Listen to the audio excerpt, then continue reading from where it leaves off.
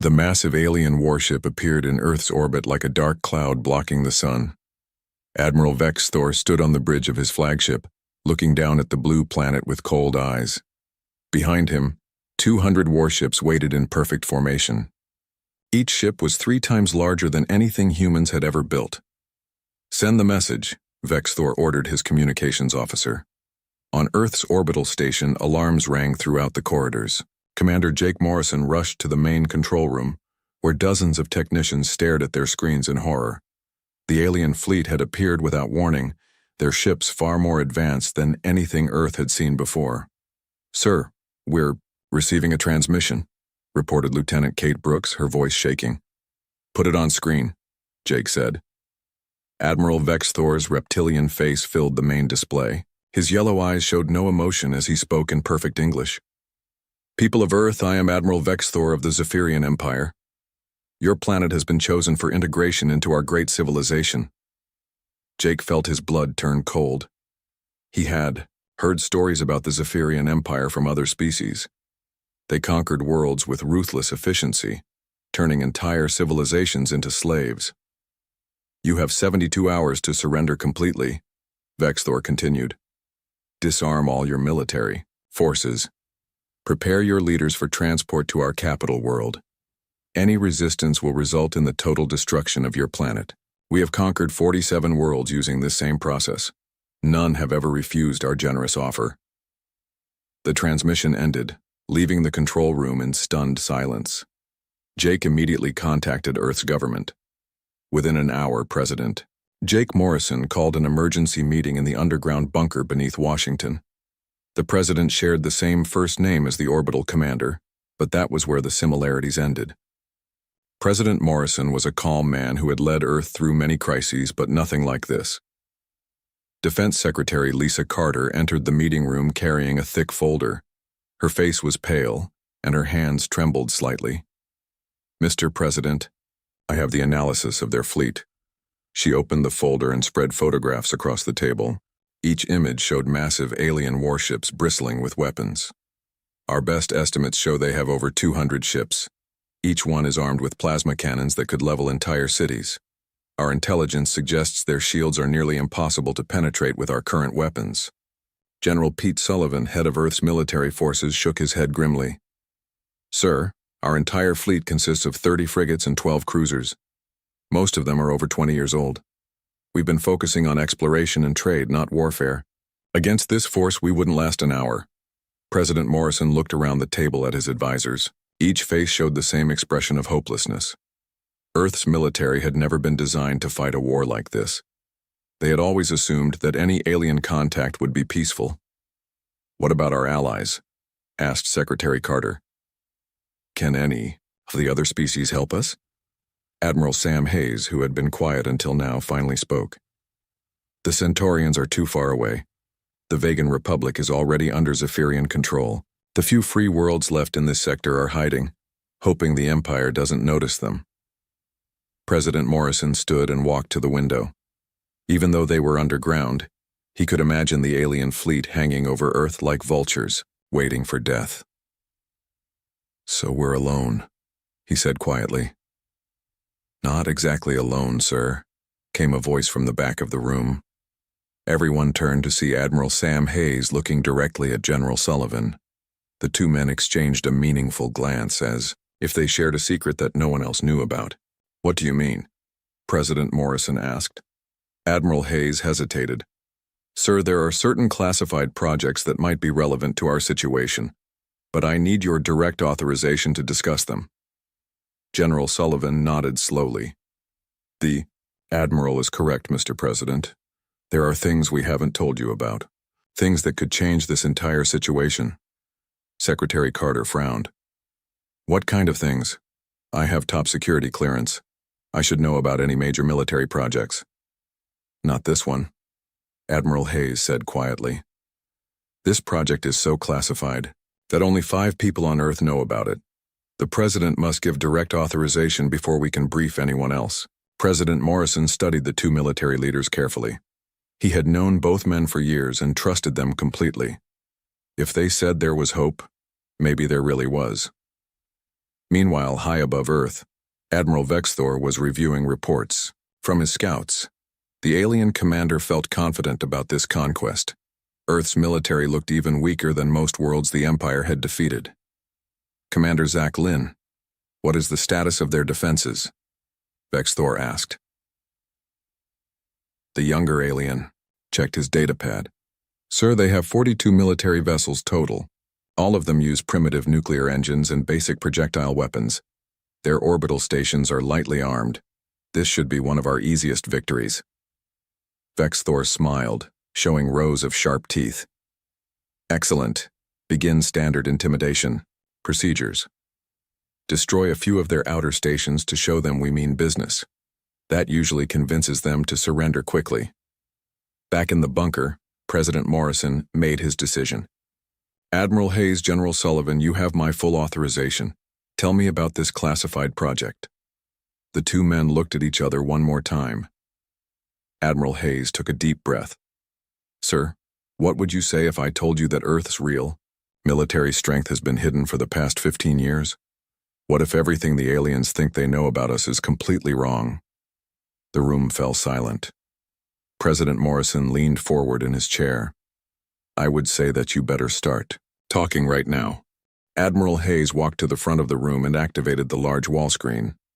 The display showed what looked like empty space, with Jupiter's moon Europa visible in the distance. 15 years ago, we found something in the outer solar system, Hayes began. A probe from an unknown civilization crashed on one of Saturn's moons. Inside that probe, we discovered technology beyond our wildest dreams. President Morrison leaned forward. What kind of technology? General Sullivan pressed a button on his remote. The screen changed to show technical drawings and photographs of strange metal components. Advanced materials, sir, energy systems, that make our nuclear reactors look like candles, and most importantly, blueprints for weapons and ships. Secretary Carter stared at the images. Why wasn't I told about this? Because we weren't sure it would work, Hayes replied. The technology was so advanced that our best scientists spent years just trying to understand the basics. We decided to keep it secret until we knew for certain what we could build. The screen changed again, showing construction footage from what appeared to be a massive underground facility. Workers in environmental suits moved around enormous pieces of machinery. We built a secret shipyard beneath Europa's ice, General Sullivan explained. The moon's frozen surface hides all the energy signatures from our construction. We've been working there for 12 years, building something the galaxy has never seen before. President Morrison watched the footage with growing amazement. The construction site was enormous, far larger than anything Earth had ever built. What exactly did you build? Admiral Hayes smiled for the first time since the meeting began. We built a supercarrier, sir, the largest warship in human history. We call it the UES Titan. The screen filled with an image that made everyone in the room gasp. The ship was massive beyond belief, stretching for miles in every direction. Its hull gleamed with an otherworldly silver color, and strange blue lights pulsed along its surface. How big is it? Whispered Secretary Carter. 15 kilometers long, sir, Hayes answered. It carries 500 of the most advanced fighter craft ever built. Each fighter is more powerful than our best cruiser. The Titan itself is armed with weapons that could destroy an entire fleet. President Morrison stood up slowly. And you're certain this will work against the aliens? General Sullivan nodded confidently. Sir, the technology we found came from a civilization far more advanced than the Zephyrians. We've tested every system. The Titan is ready for battle. High above Earth, Admiral Vexthor was growing impatient. He had given the humans their ultimatum, and now it was time to show them the consequences of resistance. Target their orbital mining station, he ordered. Destroy it completely. The Zephyrian flagship's main cannon charged with deadly energy. A beam of superheated plasma lanced out and struck the human station. The explosion could be seen from Earth's surface, a bright flash in the night sky. Send another message to the planet, Vexthor commanded. Tell them they have 48 hours remaining. Back in the bunker, reports of the station's destruction reached the emergency meeting. 23 people had died in the attack, and the aliens had made their point clear. We need to activate the Titan now. urged General Sullivan. Admiral Hayes checked his watch. Captain Turner is already beginning the activation sequence, but sir, we need to be very careful about this. If we move too early, the aliens might detect what we're doing and call for reinforcements. President Morrison looked at the tactical display showing the alien fleet's position. How long do you need? 24 hours minimum, Hayes replied. The Titan has been in hibernation mode to avoid detection. Bringing all systems online takes time, especially the main weapons. Meanwhile, in the hidden shipyard beneath Europa's ice, Captain Alex Turner received the encrypted message he had been waiting for. The tall, quiet man had commanded the Titan project for 3 years, overseeing the final construction and testing phases. Maria, begin the awakening sequence, he ordered his chief engineer. Chief Engineer Maria Rodriguez had worked on the alien technology longer than anyone else. She understood the strange energy systems better than the original scientists who had discovered them. Quantum drives coming online, Captain. Estimated time to full power is 18 hours. Throughout the massive ship, dormant systems began to activate. Lights flickered on in corridors that had been dark for months. The Titan's artificial intelligence, built using hybrid human and alien technology, began running diagnostics on every system. Dr. Ben Parker, head of the Xenotechnology research team, monitored the weapon systems from his laboratory deep inside the ship. The weapons were based on principles that human science had never encountered before. Instead of using bullets or energy beams, they manipulated gravity and space itself. All weapon systems showing green, Captain, Dr. Parker reported. The gravitational lance is charging normally. Fighter bay doors are responding to commands. Captain Turner walked to the bridge's main viewport. Through the thick ice above them, he could barely see the stars. Soon the Titan would break free from its hiding place and shock the galaxy. On the bridge, Lieutenant Commander Kate Brooks coordinated with Earth's remaining fleet. The few ships that humanity had openly displayed were moving into defensive positions around the planet. They would serve as decoys, making the aliens think they knew everything about Earth's military strength. Captain, incoming message from Admiral Hayes, reported Communications Officer Ryan Bell. Captain Turner activated the secure channel. Admiral Hayes appeared on the screen, looking tired but determined. Alex, the aliens just destroyed Mining Station 7. They're serious about their ultimatum. We'll be ready, sir, Turner replied. The Titan will emerge in 18 hours. Make sure your people are prepared for what happens next. Admiral Hayes nodded. The President has authorized full combat engagement. Show them what humanity can. Really do. Back on the alien flagship, Commander Zach Lynn was reviewing sensor data from the Jupiter system. Strange energy readings were coming from Europa, but they looked like natural geological activity. Sir, should we investigate these readings? He asked Admiral Vexthor. The alien commander glanced at the data dismissively. Ignore it. These primitive worlds always have unusual energy signatures. Focus on monitoring their pathetic fleet movements. As Europa's long day cycle continued, deep beneath the ice, the most powerful warship ever built by human hands slowly awakened from its slumber. The galaxy would never be the same. 24 hours remained until the alien deadline when Captain Turner gave the order that would change everything. Begin emergent sequence, he commanded from the Titan's bridge. Deep beneath Europa's frozen surface, massive machines started their work. Thermal charges melted through kilometers of ice that had hidden the Supercarrier for years. The process created enormous clouds of steam that rose toward the surface like geysers. Chief Engineer Maria Rodriguez monitored the breakthrough from her control station. Ice depth now at 2 kilometers, Captain. Hull integrity holding at 100%. We should reach the surface in 30 minutes. Throughout the ship, crew members felt the vibrations as the Titan slowly rose from its icy prison. Many of them had never seen their ship from the outside. They had lived and worked in the hidden facility for years, knowing that someday they would emerge to defend Earth. Lieutenant Commander Kate Brooks coordinated with Earth's visible fleet. The aging frigates and cruisers were moving into what appeared to be a desperate defensive formation around the planet. To any observer, it looked like humanity was making a last stand with obsolete weapons. Admiral Hayes, this is Titan Control, Kate reported over the secure channel. We are go for emergence. ETA to surface is 28 minutes. On Earth, Admiral Hayes watched the tactical display with growing tension. The alien fleet had moved closer to the planet, clearly preparing for their final assault. Time was running. Out. Understood, Titan. All Earth forces are in position. Make it count.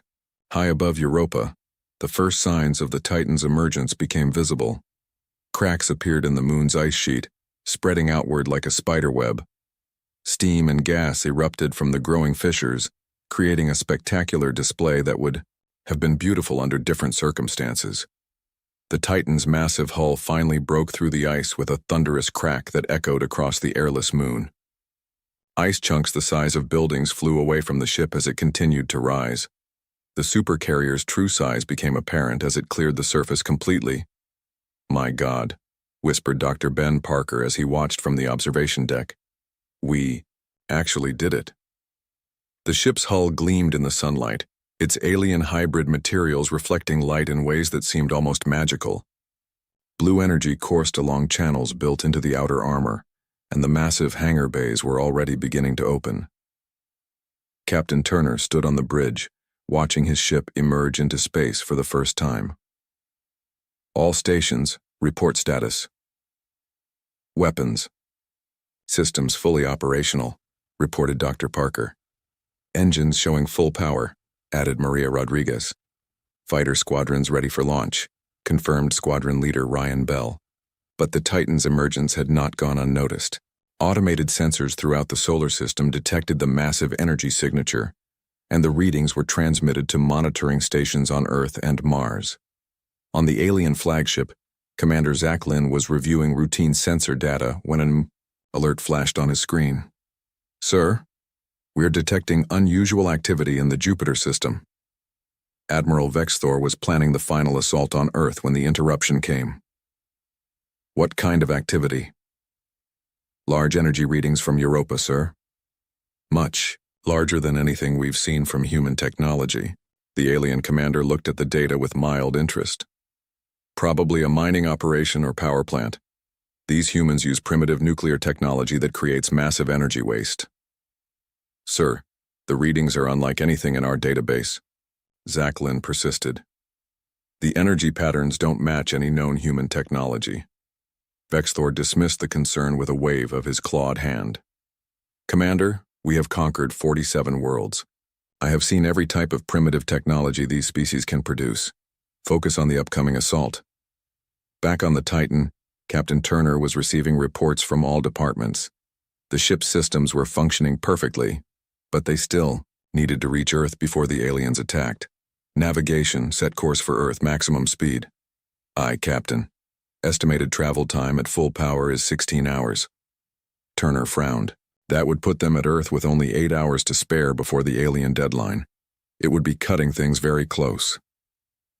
Meanwhile, Earth's defense forces were making their own preparations. The visible fleet had been arranged to look as threatening as possible, despite everyone knowing it was no match for the alien armada. Colonel Steve Martinez was aboard the cruiser Hartford, one of Earth's most modern ships. He watched the alien fleet through his binoculars and felt a chill run down his spine. Each alien vessel was massive, bristling with weapons that could destroy his ship with a single shot. "Sir, incoming transmission from Fleet Command," reported his communications officer. Admiral Hayes appeared on the screen looking grim but determined. "All ships, this is Fleet Command. Maintain current positions and prepare for engagement. Help is coming, but we need to buy time." Colonel Martinez wondered what kind of help could possibly arrive in time to make a difference. The aliens had overwhelming firepower and numbers, but he had served in Earth's military for 20 years, and he would follow orders no matter what. On the Titan, preparations for battle continued at a frantic pace. Commander Amy Foster supervised the final checks on the fighter squadrons. Each pilot had trained for years using simulators, but none had ever flown their advanced craft in real combat. "All squadrons report ready for launch," she told Captain Turner. "Pilots are eager to show these aliens what human engineering can." Major Kelly Davis led the first fighter squadron. She had been one of the test pilots for the new craft, and she knew their capabilities better than anyone. The fighters were fast, maneuverable, and armed with weapons based on the same alien technology that powered the Titan itself. "Remember your training," she told her pilots over the comm system. "These aliens think we're primitive. Let's show them how wrong they are." As the Titan raced toward Earth, its crew made final preparations for the battle that would determine humanity's fate. In the ship's medical bay, Dr. Paul Kim prepared for casualties. In the armory, weapons technicians loaded the last of the exotic ammunition. In the engine rooms, technicians monitored the quantum drives that pushed the massive ship through space faster than any human vessel had ever traveled. Captain Turner stood at the bridge's main viewport, watching the stars stream past. Soon those same stars would witness a battle that would shock the galaxy. The aliens thought they knew everything about human military strength. They were about to learn how wrong they had been. "Captain, incoming message from Earth," reported the communications officer. President Morrison appeared on the screen, looking tired but hopeful. "Captain Turner, the entire planet is counting on you and your crew. Show them what humanity is truly capable of." Turner nodded gravely. "We won't let you down, sir. The Titan is ready for battle." The Titan arrived at Earth with only 2 hours left before the alien deadline. Captain Turner watched through the bridge windows as his massive ship took position behind the planet's moon, hidden from the alien fleet's sensors. "All fighters ready for launch," reported Commander Amy Foster. "Pilots are in their cockpits waiting for your order." "Weapon systems charged and ready," added Dr. Ben Parker from the Weapons Control Center. Turner studied the tactical display showing the positions of both fleets. Earth's small force of frigates and cruisers looked pitiful compared to the alien armada, but that was exactly what they wanted the enemy to believe. "This is it," Turner announced to his crew. "Today we show the galaxy that humanity will not bow down to any empire." High above Earth, Admiral Vexthor was growing impatient. The deadline was approaching, and the humans had made no attempt to surrender. It was time to demonstrate the full power of the Zephyrian Empire. "All ships prepare for assault," he commanded. "Target their orbital defenses first. I want those humans to watch their protections crumble before we destroy their cities." The alien fleet moved into attack formation. 200 warships arranged themselves in a deadly pattern that had conquered dozens of worlds. Their weapons began to charge with lethal energy. On Earth's orbital station, alarms rang throughout the YAO corridors. Commander Jake Morrison watched the alien ships approach and felt his heart pound with fear and anticipation. "All stations, this is command," he broadcast to Earth's fleet. "Remember, we just need to hold them for a few minutes. Help is coming." The YAO battle began when Admiral Vexthor gave the order to fire. Hundreds of plasma beams lanced out from the alien ships, targeting Earth's orbital platforms and the small human fleet. Colonel Steve Martinez watched from his cruiser as the alien weapons approached. The energy beams struck his ship's shields, but to his amazement, the shields held longer than expected. Earth's engineers had made some improvements to their defenses, though not enough to win this fight. "Return fire," Martinez ordered. "Make them pay for every shot." Earth's ships fired back with everything they had. Nuclear missiles and particle beams reached out toward the alien fleet, but most of the weapons were absorbed by the enemy's superior shields. A few lucky shots managed to damage alien hull plating, but nothing more. Admiral Vexthor smiled as he watched the pathetic human resistance. "Is this the best they can do? Their weapons are like insects trying to sting a dragon." But the alien commander's confidence was about to be shattered. Captain Turner chose that exact moment to bring the Titan around the moon's far side. The massive supercarrier appeared on the alien sensors like a ghost, materializing from thin air. Its 15-kilometer length dwarfed even the largest alien dreadnoughts, and its hull glowed with energy patterns that no Zephyrian had ever seen before. "What is that?" gasped Commander Zach Lynn, staring at his sensor readings in disbelief. "Admiral," Vexthor turned to look at the tactical display, and his yellow eyes widened in shock. "Impossible. The humans don't have ships that large." "Sir, the energy readings from that vessel are off our scales," Zach Lynn reported, his voice shaking. "It's not using any technology in our database." On the Titan's bridge, Captain Turner opened a communication channel to the alien fleet. "This is Captain Alex Turner of the UES Titan. You have 30 seconds to cease fire and withdraw, or we will demonstrate why attacking Earth was the worst mistake your empire has ever made." Admiral Vexthor recovered from his initial shock and snarled at the screen. "One ship, no matter how large, cannot defeat an entire fleet. All vessels, target that monstrosity. Destroy it immediately." 50 alien ships turned their weapons toward the Titan and fired simultaneously. The combined firepower was enough to crack a planet's crust, but when the energy beams hit the Supercarrier, something incredible happened. The Titan's shields didn't just absorb the attack. They captured the energy and redirected it back at the attackers. The alien plasma beams bounced off the carrier's hull like light reflecting from a mirror, but amplified to twice their original power. 3 alien destroyers vanished in brilliant explosions as their own weapons were turned against them. The remaining alien ships stopped firing, their crews staring in terror at technology they couldn't understand. "Now it's our turn," Captain Turner said quietly. "Launch all fighters." The Titan's massive hangar bays opened like the mouth of some ancient sea monster. 500 advanced fighters poured out in perfect formation, each one piloted by Earth's best aviators. Major Kelly Davis led the first squadron as they streaked toward the alien fleet at impossible speeds. Her fighter was smaller than a traditional spacecraft but packed with weapons that could punch through any shield. "Remember your training," she told her pilots. "Fast, hard, and don't give them time to think." The human fighters hit the alien formation like a swarm of angry hornets. Their weapons, based on the same technology that powered the Titan, tore through alien armor as if it were paper. Ship after ship exploded as the Earth pilots showed skills that the aliens had never encountered.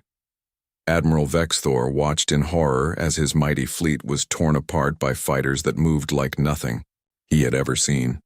How is this possible? Where did they get this technology? Commander Ryan Bell coordinated the fighter attack from the Titan's Flight Control Center. 2nd Squadron, target their command ships. 3rd Squadron, take out their weapon platforms.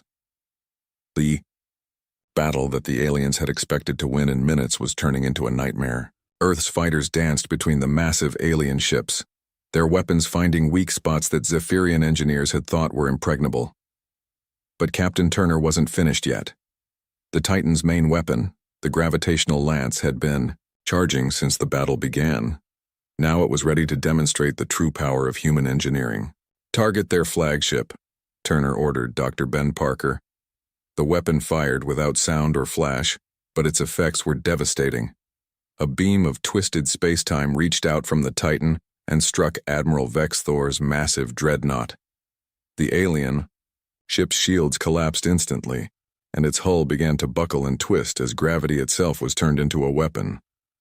"Impossible," whispered Vexthor, as his flagship's armor plating peeled away like the skin of an orange. "No civilization has mastered gravitational manipulation."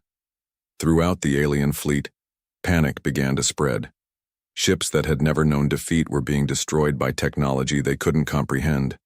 Captains who had conquered worlds were calling for retreat. Ground Controller. Lisa Johnson watched from Earth's surface as alien ships began to explode in the darkness above. Each flash of light represented another victory for humanity, another step toward freedom. "Captain," reported Lieutenant Commander Kate Brooks from the Titan's bridge, "enemy fleet is breaking formation. They're trying to retreat." Turner studied the tactical display. More than half the alien ships had been destroyed or damaged beyond repair. The mighty Zephyrian fleet was in full retreat, their arrogance replaced by terror. "Let some of them escape," Turner decided. "They need to spread the word about what happened here today." The battle that was supposed to end with Earth's surrender instead ended with the most powerful fleet in the galaxy running for their lives, leaving behind the wreckage of their shattered pride. The silence after the battle was deafening. Admiral Vexthor sat in his damaged command chair, staring at the tactical display that showed the destruction of his once mighty fleet. Of the 200 ships he had brought to conquer Earth, only 30 remained functional, and most of those were badly damaged. Captain Turner opened a communication channel to the alien flagship. "Admiral Vexthor, this is your final warning. Withdraw your remaining ships immediately or we will finish what you started. The alien commander looked at the screen with defeat in his yellow eyes. His flagship was barely holding together after the gravitational weapon had torn through its hull like tissue paper. Around him, his crew worked frantically to keep life support systems operating. How? Vexthor asked quietly.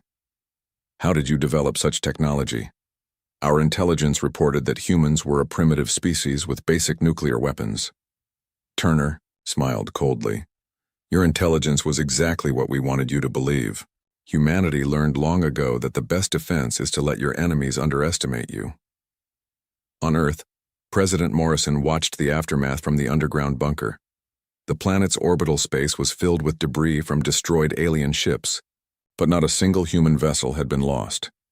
It was the most complete military victory in Earth's history. Mr. President, said Admiral Hayes, we're receiving surrender requests from 17 alien ships. The rest are trying to retreat toward the edge of the solar system. Let them go, Morrison decided, but first I want to address their leadership. Meanwhile, throughout the Zephyrian Empire, news of the defeat was spreading like wildfire. On the capital world of Zephyr Prime, Emperor Korthax received the impossible report from Admiral Vexthor's surviving communications officer. The entire Third Fleet destroyed by a single human ship? The Emperor hissed in disbelief. This is impossible. Humans are barely capable of interstellar travel. Your Majesty, I witnessed it myself. The communications officer replied, his voice shaking. Their weapons use technology we have never seen. Their fighters move faster than our sensors can track. They turned our own weapons against us. Back at Earth, Captain Turner stood on the Titan's observation deck with his senior officers. Biddikai, massive supercarrier, floated peacefully in space, its job complete. Around them, Earth's small fleet was beginning rescue operations for alien survivors. Captain, said Commander Amy Foster, long-range sensors are detecting multiple ships approaching from different directions. They're not Zephyrian. Dr. Ben Parker checked his instruments. The energy signatures match Centaurian, Vegan, and Altarian vessels. Word is spreading fast. Turner nodded. He had expected this. News of the battle would reach every corner of the galaxy within days. Earth had just announced itself as a major power, and everyone would want to know more. President Morrison decided it was time to reveal the full truth. He called an emergency session of the Galactic Council, the loose organization that governed relations between starfaring civilizations. Fellow beings, Morrison began, speaking to representatives from dozens of worlds. Today marks a new chapter in galactic history. For too long, the Zephyrian Empire has terrorized peaceful civilizations. Today, that reign of terror ends. The Galactic Council chamber erupted in shocked whispers. Many of the representatives had lost their own worlds to Zephyrian conquest, and had assumed Earth would suffer the same fate. Intelligence Director Tom Wilson stepped forward to address the assembly. I am authorized to reveal that Earth has been secretly preparing for this moment for 15 years. The ships you have seen today represent only a fraction of our true military capability. The revelation sent shockwaves through the gathered representatives. Wilson activated a holographic display showing 7 more massive shipyards hidden throughout the solar system, each one building supercarriers identical to the Titan. The UES Titan has 7 sister ships currently under construction, Wilson announced. Within 2 years, Earth will possess the most powerful fleet in the known galaxy. On the alien worlds that had been conquered by the Zephyrian Empire, the news brought hope for the first time in decades. Resistance movements that had been crushed began to reorganize. Planets that had surrendered without fighting started to reconsider their positions. Captain Turner received a priority message from Earth's government. President Morrison appeared on the screen, looking tired but satisfied. Captain, I'm promoting you to Admiral and placing you in command of the new Solar Defense Fleet. Your actions today have changed the balance of power in this galaxy. Turner accepted the promotion with quiet dignity. Thank you, sir. The Titan and her crew are ready for whatever comes next. But the biggest revelation was yet to come. Dr. Ben Parker had been analyzing the alien technology they had captured during the battle, and what he discovered would shock even Earth's leaders. President Morrison, Parker reported from his laboratory. "I've made an incredible discovery about the technology we used to build the Titan." Morrison appeared on the secure communication channel. "What kind of discovery, Doctor?" Parker took a deep breath. "Sir, the alien probe we found 15 years ago wasn't from an unknown civilization. The quantum signatures in the technology match our own DNA patterns. The probe came from Earth's future." The implication was staggering. Humanity hadn't just discovered alien technology. They had discovered their own future technology, sent back in time to ensure their survival. "The artifacts were left by our own descendants," Parker continued. "They traveled back in time to give us the tools we needed to defeat the Zephyrian Empire and claim our place among the stars." President Morrison stared at the screen in amazement. "You're telling me that we saved ourselves?" "In a manner of speaking, yes, sir. Our future selves knew about the Zephyrian threat and made sure we were prepared for it." As the news of humanity's victory spread throughout the galaxy, 3 more alien empires sent diplomatic envoys to Earth requesting peaceful contact. The Andromedan Consortium, the Orion Alliance, and the Magellanic Federation all wanted to establish trade and military agreements with the new galactic power. Admiral Turner, now commanding the most feared ship in the galaxy, stood once again on the Titan's observation deck. Earth floated peacefully below, no longer threatened by alien invasion. The blue planet that had seemed so vulnerable just days before was now the center of a new galactic order. Commander Amy Foster joined him at the viewport. "Admiral, what do you think happens next?" Turner smiled as he watched ships from a dozen different civilizations arriving to pay their respects to humanity. "I think the galaxy just became a much more interesting place."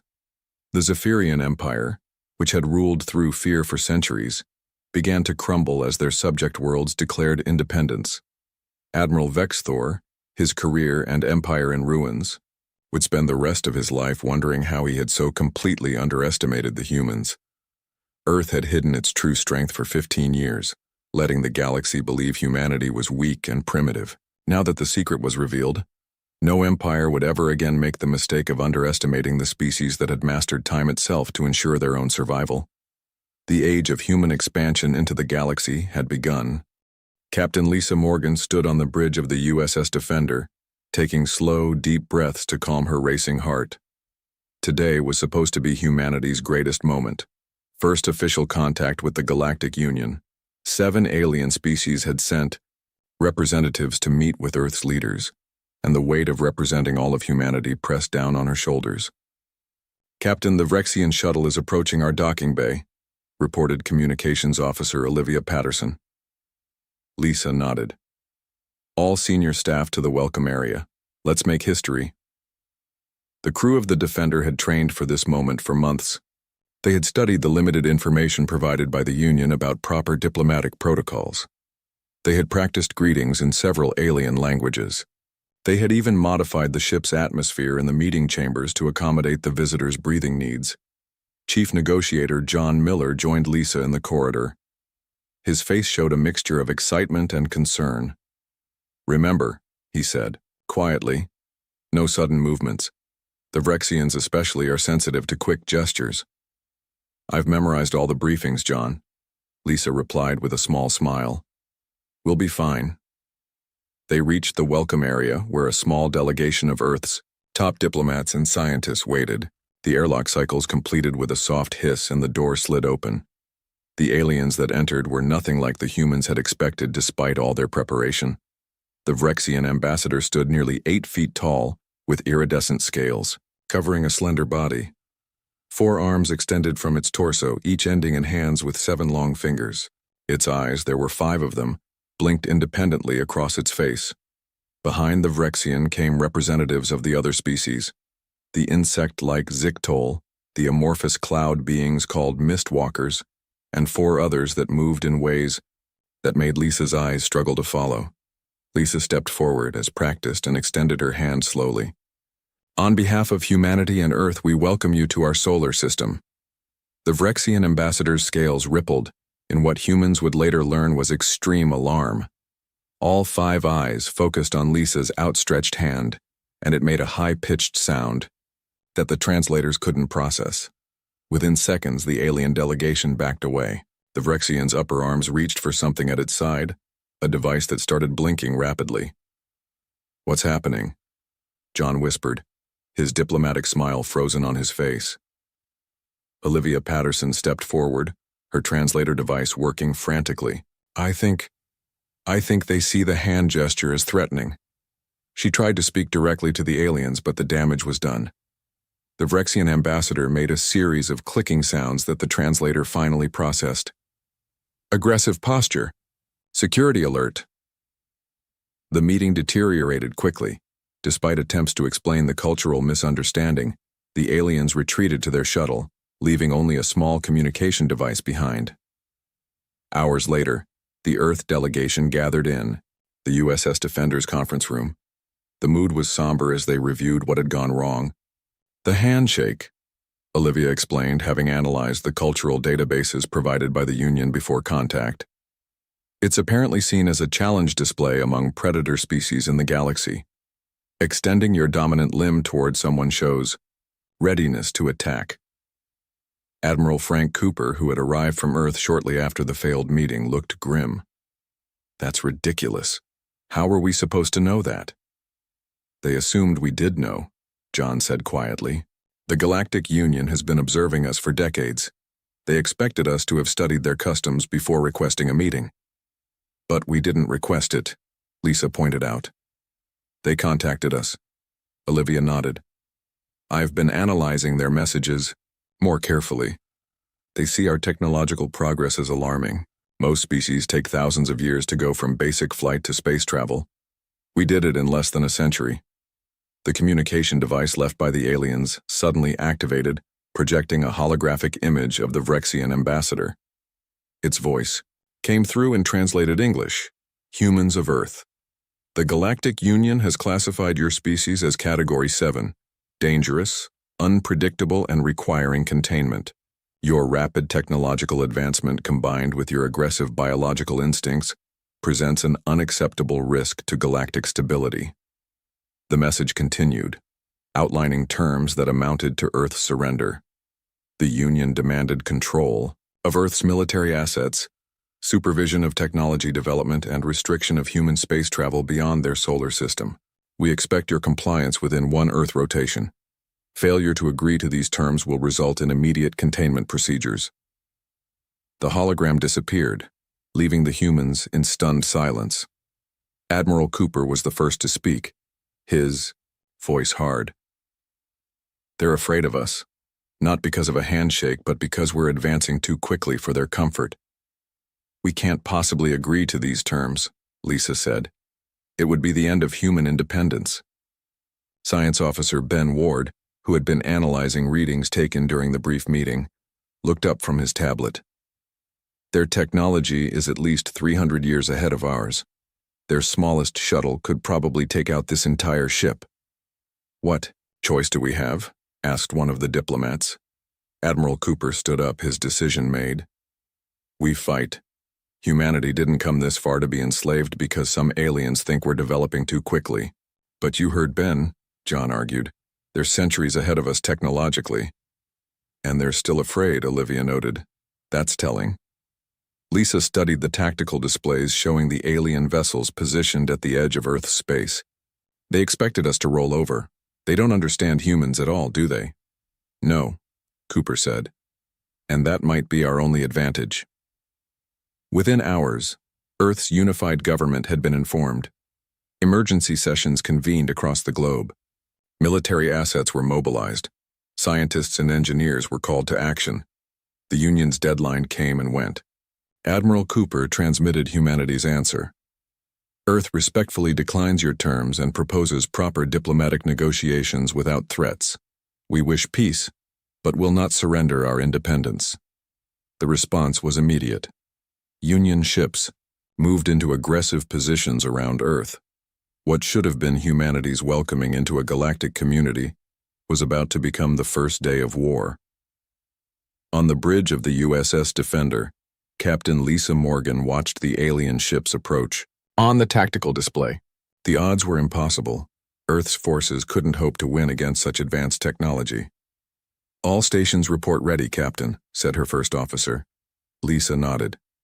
Send the order to all Earth forces.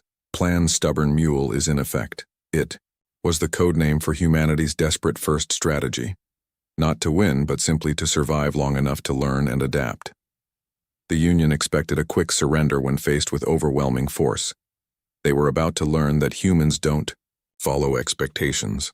They think this will be over in days, Admiral Cooper said from his command post on Earth. Let's show them how wrong they are. The first shots of the Galactic War were fired 3 hours later. What the Union had planned as a simple containment operation would stretch into the most costly conflict in galactic history.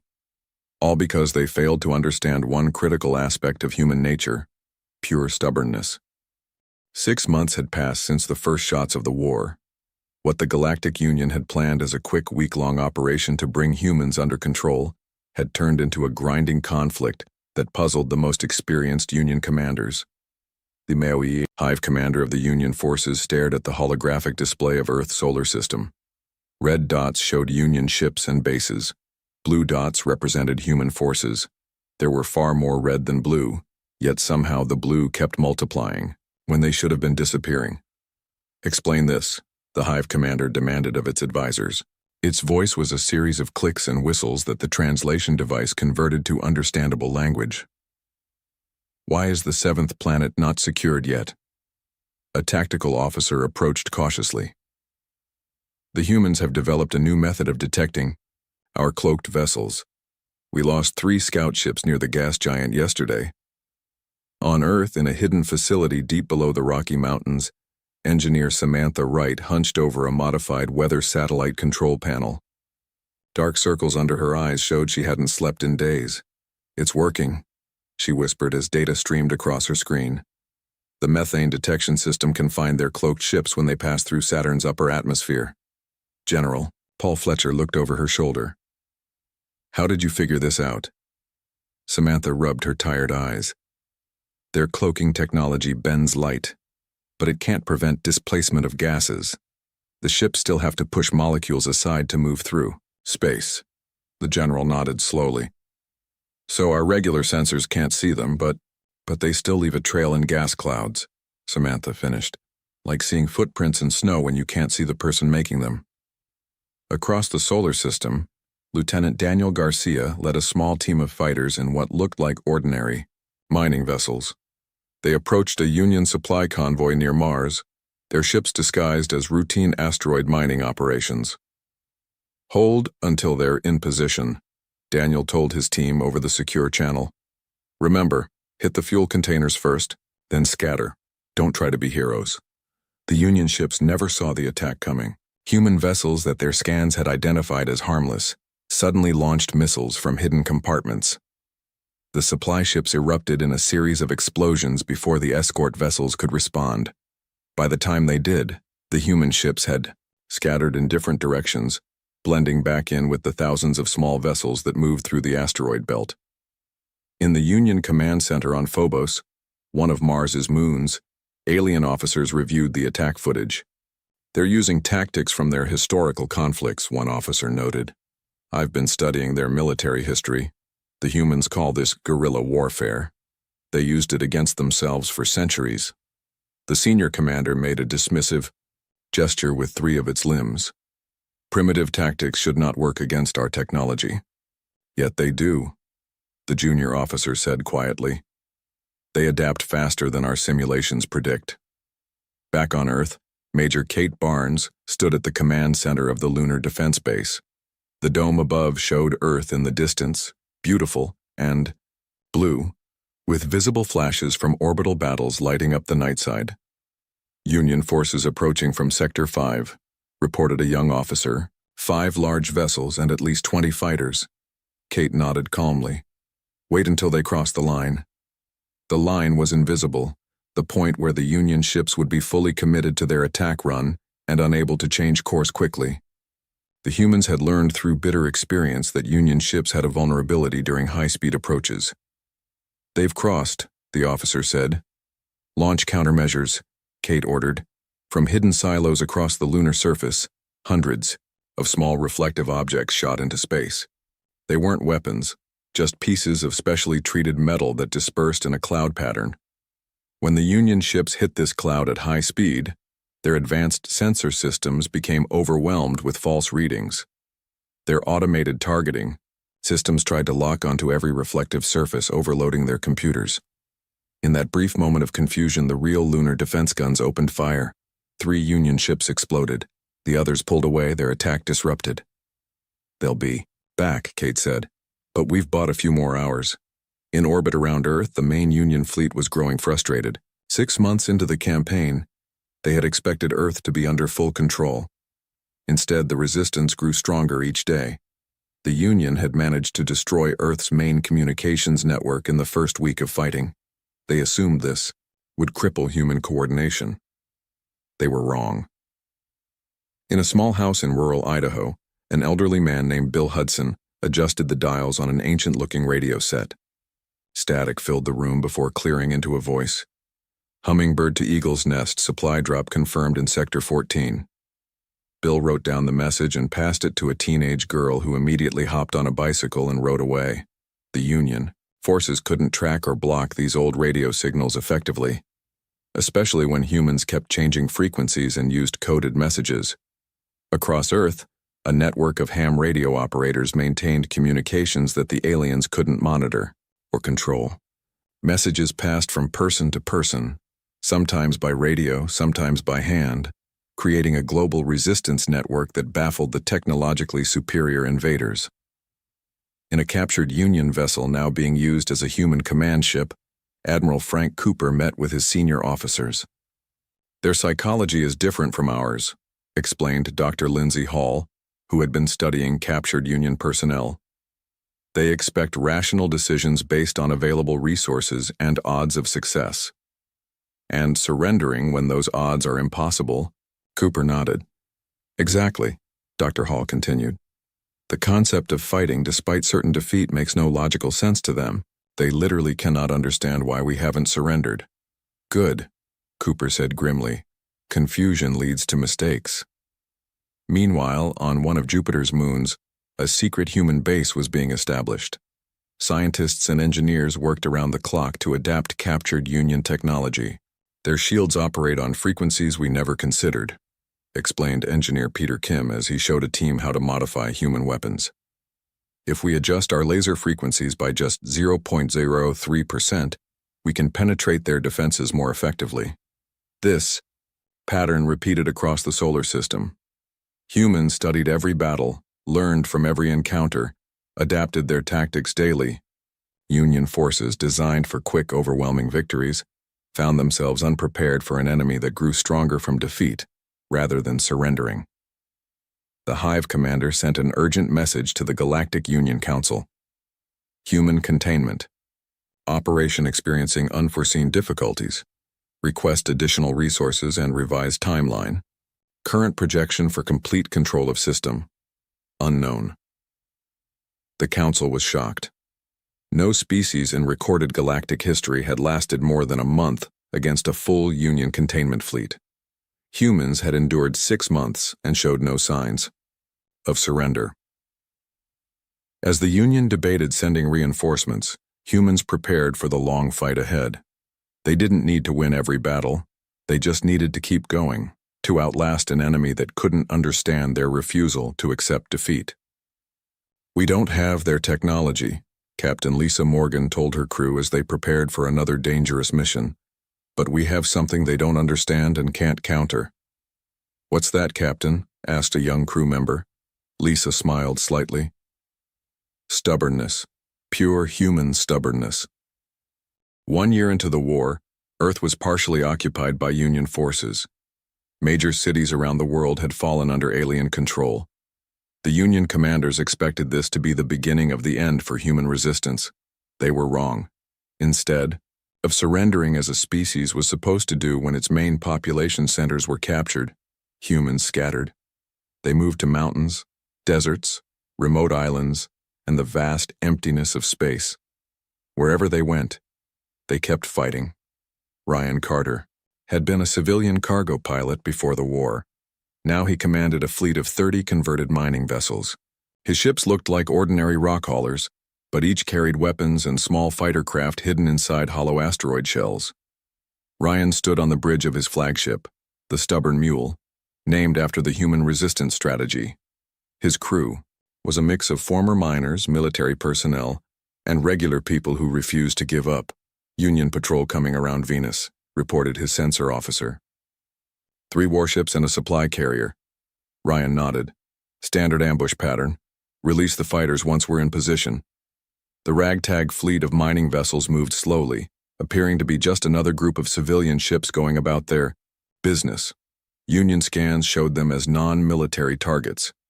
When the Union patrol passed within strike range, panels on the mining ships slid open. Small, fast fighter craft shot out from hidden bays. They struck quickly, targeting the supply carrier. First as usual, humans had learned that disrupting Union supply lines was more effective than attacking their warships directly. The Union patrol scrambled to respond, but the human fighters were already pulling back, returning to their carrier ships, which quickly blended back in with the hundreds of civilian vessels moving through the solar system. In a laboratory hidden beneath the Amazon rainforest, Dr. Alan Murphy examined blood samples through a microscope. Around him, other scientists worked with captured Union biological weapons. "It's fascinating," he said to his colleague. "Their bioweapons are designed to target specific protein structures common in most galactic species. But humans are different." His colleague looked up from her own work. "Different how?" "Our diets," Alan explained. "Specifically certain compounds in garlic, coffee, and chocolate. They create proteins in our bodies that the Union weapons can't recognize." One of the military officers overseeing the lab asked, "You're saying chocolate is protecting us from alien bioweapons?" Alan smiled slightly. "In a way, yes. Our unique diet makes their standard biological attacks less effective. They'd need to completely redesign their weapons to target humans specifically." This information was quickly shared through the Human Resistance Network. Soon, Union soldiers across Earth noticed humans deliberately consuming more of these foods. Union psychologists misinterpreted this as some kind of religious ritual, rather than a practical defense measure. On the Martian moon Phobos, now a major Union base, an alien commander named Vextor reviewed the latest reports from Earth operations.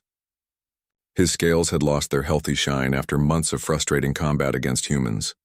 "Another squad has requested transfer away from Earth duty," reported his aide. Vextor made a clicking sound of annoyance. "That's the 4th this week. What reason do they give?" "The same as the others, Commander. They claim humans are unsettling." It was true.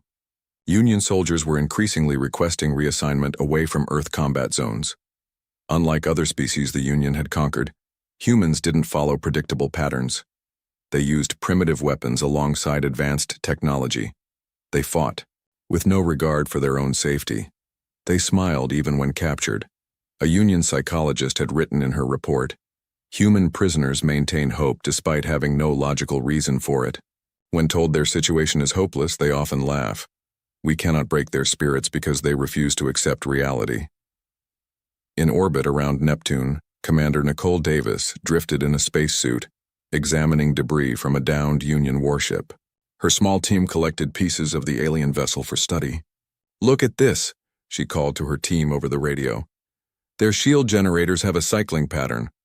She pointed to a partially intact piece of technology. The team carefully extracted it and brought it aboard their small stealth ship. Back, at their hidden base on one of Neptune's moons, Nicole explained her discovery to the engineering team. Their shields drop for 0.3 seconds every 30 minutes to release heat buildup. It's such a short window that they assumed no one could exploit it. "But now we can," said the lead engineer, already working on how to modify human weapons to take advantage of this flaw. This was how humans fought, finding every small weakness, sharing information quickly, and adapting faster than the Union could counter. No advantage was too small to use. In Union prison camps across Earth, captured humans confused their captors even more. Instead of becoming demoralized, humans organized within the camps. They created hidden communication systems, shared food and medicine, and even maintained their strange sense of humor. A Union guard reported to his superior. The humans in Block C created a game where they pretend to be Union soldiers. They mimic our movements and exaggerate our features. Humans watch and make a noise they call laughter. We cannot understand the purpose of this activity. What the Union couldn't understand was that humor kept hope alive. Mockery was a form of resistance. The humans were saying, "You haven't broken us. You never will." After 18 months of war, the Union Council met in emergency session far from Earth. Reports from the human containment operation were disturbing. 3/4 of our initial invasion force has been destroyed or disabled, reported the military coordinator. Human resistance grows stronger each day rather than weaker. How is this possible? Demanded a council member. They have primitive technology. They should have surrendered or been exterminated by now. The coordinator hesitated. They don't fight like any species we've encountered. When we destroy their ships, they build more from scraps. When we take their cities, they fight from the wilderness. When we cut off their communications, they create new ones we cannot track. The council debated sending even more forces to Earth, but other members argued against it. The war was already consuming resources at an alarming rate. Some began to question whether containing humans was worth the cost. Meanwhile, in a hidden bunker beneath what had once been Chicago, Earth's remaining government leaders met to discuss the latest developments. The Union is getting desperate, reported General Susan Hayes. Their attacks are becoming less coordinated. More of their ships are retreating after brief engagements. They expected us to give up, said President Jack Howard. They still don't understand humans. What they don't understand, added Admiral Cooper, who had joined by secure video link, is that every time they knock us down, we learn something new about them. Every defeat teaches us how to fight them better. A messenger arrived with news from the scientific division. Dr. Murphy's team has reverse-engineered a Union communication device. We can now listen to their command transmissions. The room filled with tired smiles. It was another small victory, another step forward. Humanity continued to fight not because they believed they could win through direct force, but because they refused to accept that losing was inevitable. As the third year of war approached, a new development would shift the balance in unexpected ways. But for now, humans continued their scattered resistance, united only by their stubborn refusal to surrender. As the war entered its third year, something unexpected happened. Cracks began to form within the Galactic Union itself. Some member species started to question the wisdom of continuing the costly conflict against humans. The Tellurians, a species known for staying neutral in Union conflicts, sent a secret message to Earth's hidden government. They requested a private meeting away from Union detection. Diplomat Eric Rodriguez sat nervously in a small ship at the agreed meeting point near Pluto. His vessel showed no lights and had special coating to avoid detection. He had volunteered for this dangerous mission because he believed any chance for peace was worth the risk. A sleek ship appeared suddenly, seeming to melt out of the darkness of space. It was unlike any Union vessel humans had encountered before. It matched speed with Eric's ship and extended a docking tube. Eric stepped through the airlock to meet the first friendly alien face humans had seen since the war began. Ambassador Cathal of the Tellurians had 4 eyes and skin that shifted colors like an earth octopus. Despite the alien appearance, the gesture Cathal made was unmistakable, a slight bow of respect. "Thank you for coming," Cathal said through a translation device. "Many in the galaxy watch your fight with great interest." Eric was surprised. "I thought the entire Union was united against us." Cathal's skin rippled with blue patterns that Eric would later learn indicated amusement. "The Union claims unity, but reality is more complex. Several species have been systematically oppressed for centuries." During the next hours, Eric learned the truth about the Galactic Union. It was not the peaceful federation humans had imagined. The original 7 founding species had gradually taken control, pushing newer members into subordinate roles. Earth wasn't the first world to be labeled dangerous and targeted for containment, just the first to resist successfully for so long. "Your people's stubborn resistance has inspired many within the Union," Cathal explained. "Secret communications spread news of human victories. Some begin to hope that the Union's power can be challenged.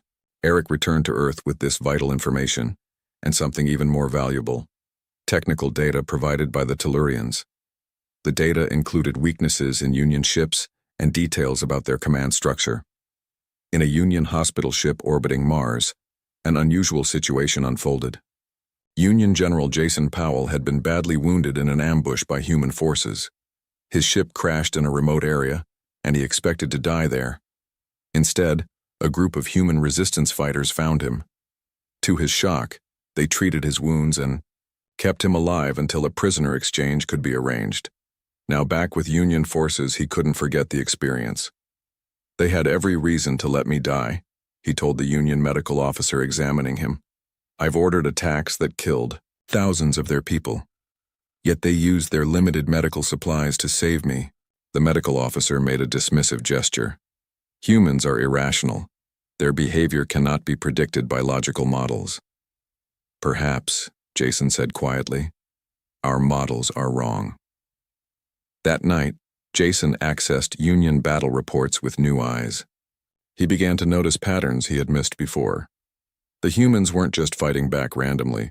They were deliberately avoiding civilian casualties among Union forces when possible. Their primary targets were always military assets and supply lines, not population centers.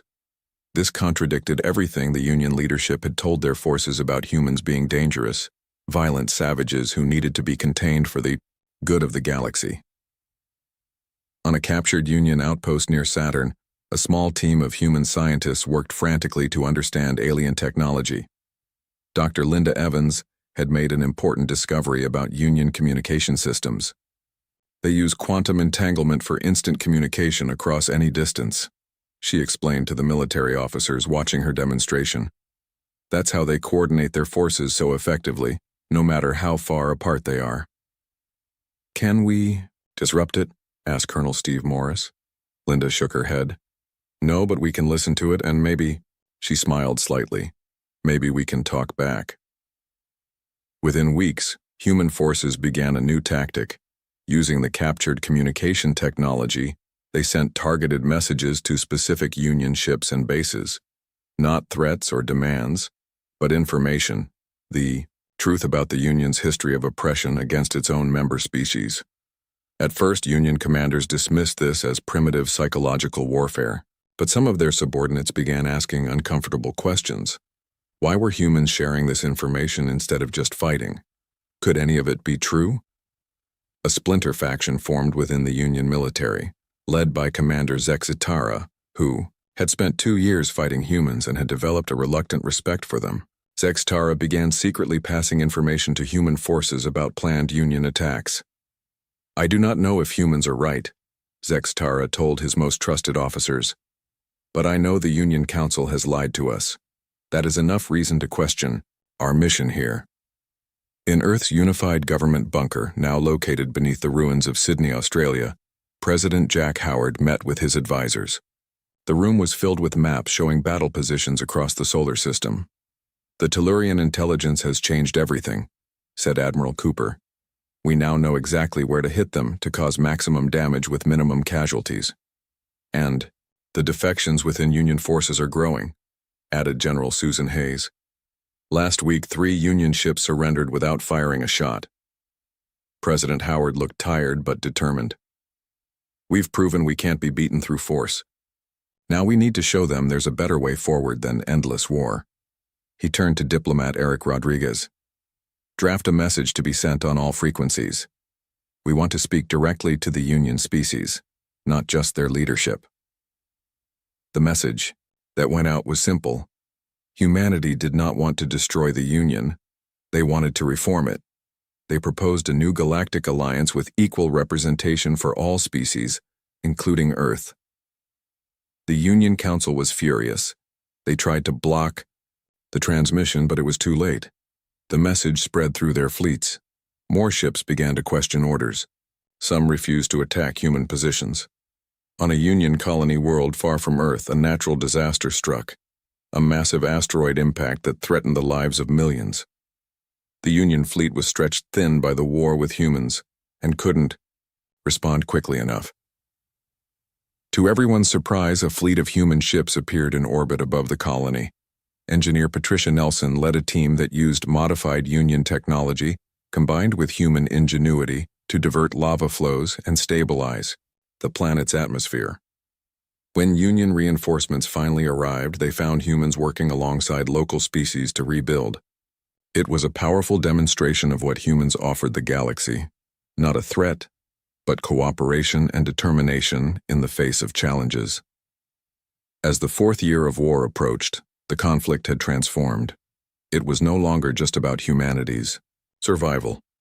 It had become a struggle for the soul of the galaxy itself, and humans, through sheer stubbornness, had changed the terms of the fight.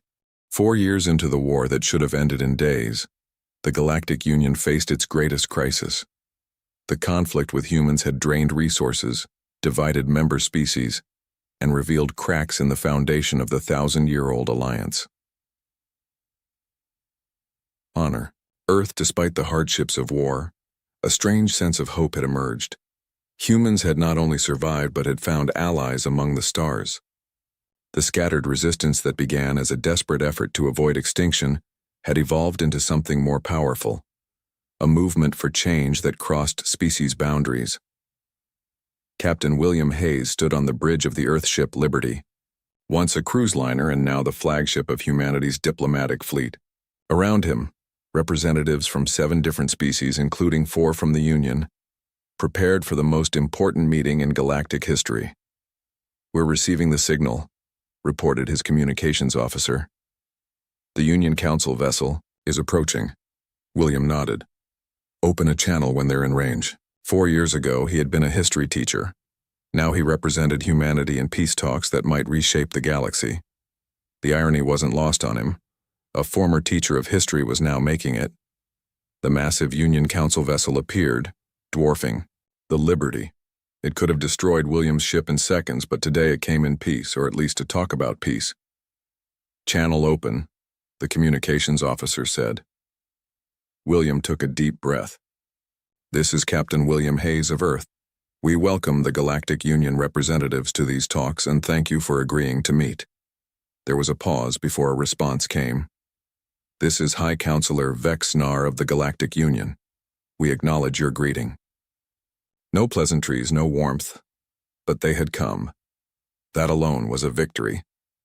The meeting took place in a neutral space, a transparent dome constructed between the 2 ships. Representatives from both sides sat at a circular table, a design humans had insisted on to show equality. Vexnar spoke first, his translator converting his clicks and whistles to human language. "Let me be clear. The Union does not admit defeat. We are here because continuing this conflict is no longer practical." William nodded. "We understand. Humanity doesn't seek your defeat either. We want a new beginning." He activated a holographic display in the center of the table. It showed a new structure for galactic governance, one where power was shared equally among all member species. "We call it the Sol Accords," William explained, "a framework for cooperation rather than dominance." The Union representatives studied the proposal with skeptical eyes. One, an older member of the original Union founders, made a dismissive gesture. "This would never work. Some species are naturally more advanced, more suited to leadership. The current system has maintained order for 1,000 years." Ambassador Cathal of the Tellurians, sitting with the human delegation, spoke up. 1,000 years of order for some, oppression for others. The humans have shown us another way is possible. The debate continued for hours. Union representatives argued for maintaining key aspects of their power. Humans and their allies pushed for true equality. Neither side would budge.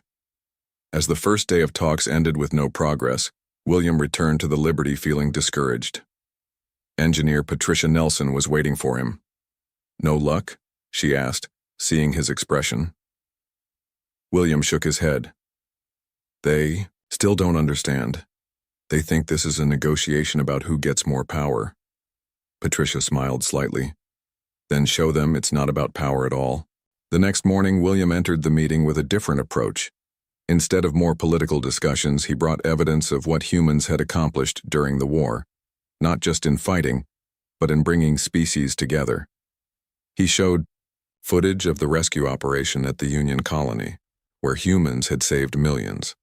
He presented research where human scientists had worked with alien biologists to cure diseases affecting multiple species. He demonstrated technologies developed by combining human creativity with alien knowledge. "This is what we offer the galaxy," William said. "Not a new political system, but a new way of thinking. We don't want to win the war. We want to end the need for wars." The Vrexian ambassador, who had declared humans dangerous at first contact years ago, studied William carefully. "Your species has suffered greatly. Many of your cities lie in ruins. Millions have died. Yet you do not seek revenge." "Revenge solves nothing," William replied. "We're too stubborn to waste time looking backward when we could be building forward." Something changed in the room. The Union representatives whispered among themselves. Even the most resistant seemed to reconsider. High Counselor Vexnar finally spoke. "Perhaps we have misunderstood humans from the beginning." For the next week, real negotiations took place. The Union would not dissolve completely, but it would transform. The Sol Accords would establish a new galactic alliance where all species had equal representation. In a bunker beneath what remained of Paris, President Jack Howard received the news with his cabinet. "They've agreed to the core principles," reported the communication officer. "The war is ending." The room remained silent. After 4 years of constant struggle, the concept of peace seemed almost unreal. Admiral Cooper, his uniform worn and patched, voiced what many felt. "Is it really over?" "The fighting is over," President Howard said. "The work is just beginning." Within months, the Sol Accords were formally signed in Earth orbit. Ships from 100 worlds gathered to witness the event. The document was simple in its language but revolutionary in its impact. All intelligent species would be recognized as equals. Technology would be shared for the benefit of all. Conflicts would be resolved through consensus rather than force. On the day of the signing, Captain William Hayes stood with representatives from every species that had fought in the war, former enemies now standing together. The Vrexian ambassador approached him just before the ceremony. "I must ask something that has puzzled our psychologists for years. When faced with certain defeat, why did humans never surrender?" William thought for a moment before answering. "Because humans don't believe in certain defeat. We're too stubborn to accept that anything is impossible." The ambassador made a gesture of understanding. "And that is how you won a war that could not be won." "No," William corrected. "That's how we ended a war that need not have been fought." As the Sol Accords were signed, celebrations erupted across Earth and on countless worlds throughout the galaxy. Human stubbornness, once seen as a danger to galactic stability, had become the foundation for a new era of cooperation. In history books written centuries later, the war would be remembered not for its battles, but for its outcome. Humans had faced an enemy they could not defeat through force alone, and had instead changed the rules of the game entirely. Earth's cities would be rebuilt. The scars of war would heal. The galaxy would enter an unprecedented age of peace and discovery. And it all began because humans were simply too stubborn to lose a war they couldn't win.